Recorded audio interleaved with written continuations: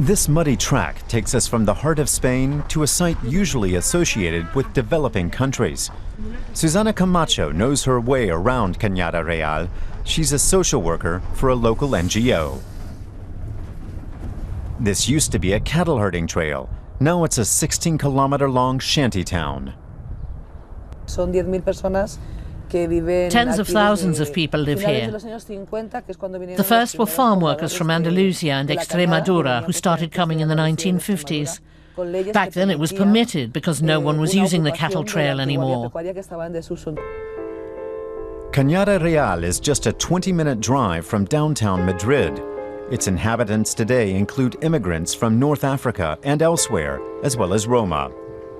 More recent residents include Spaniards who lost their homes in the financial crisis. The slum has its own residency rules. Inhabitants can buy, sell, or rent the illegally constructed housing from each other. Lourdes de los Santos came to Cañada a long time ago with her mother, and now she's raising her own children here. She says she lives a normal life, despite Cañada's bad reputation for drugs and crime. When friends ask me where I live, I always say Vicalvaro, never Cañada. Cañada has got such a bad reputation.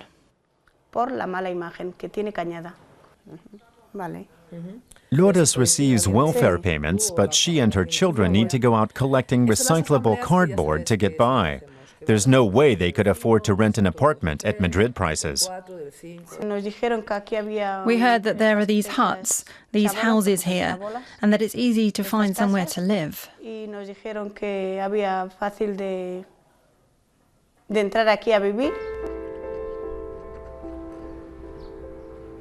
The municipal services run regular garbage collections in an attempt to keep down the mess, and electricity supply has been hardwired by residents. The power companies turn a blind eye. The setup is extremely precarious and illegal. In wintertime, when Madrid uses more power, the electricity is cut off here. And in summer, when water usage is highest, it runs out in Cañada. So there are often times when they're without water or electricity here. In some places, the shantytown rubs up against newly developed residential areas. For many there, Cañada is an eyesore that has to go. For the last 10 years, a citizens group has been calling for the slum to be turned into a park and its residents resettled across Madrid. It's a ghetto. What happened to integration? This is the 21st century. This has to be sorted out and given a different look. It's all out of control.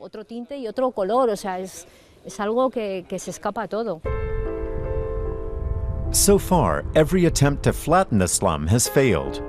For every house that's demolished, another springs up. And the residents also fought back.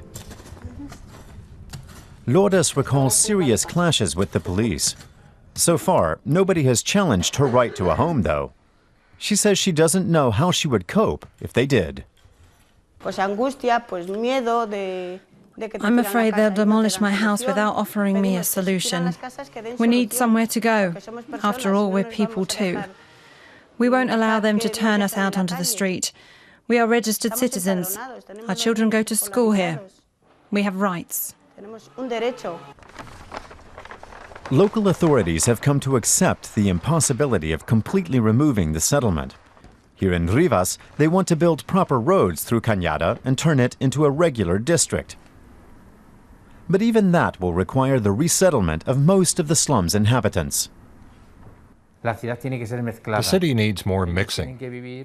The people of Cañada need to live normally with other inhabitants and not be pushed to the edges. As far as the part of Cañada near us is concerned, we think that 20% at most of the current population can stay.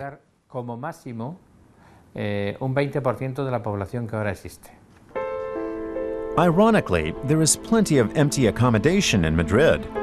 When Spain's real estate bubble burst, it left hundreds of buildings vacant. But the hastily erected properties belong to banks that are reluctant to let them out to welfare recipients. Some of the people will leave if they're guaranteed social housing, or if they can afford to rent an apartment themselves. There are people like that here too. Then the houses and the huts will be demolished and a town will be built. Anyone will be able to stay if they can fulfill the requirements of the local authorities.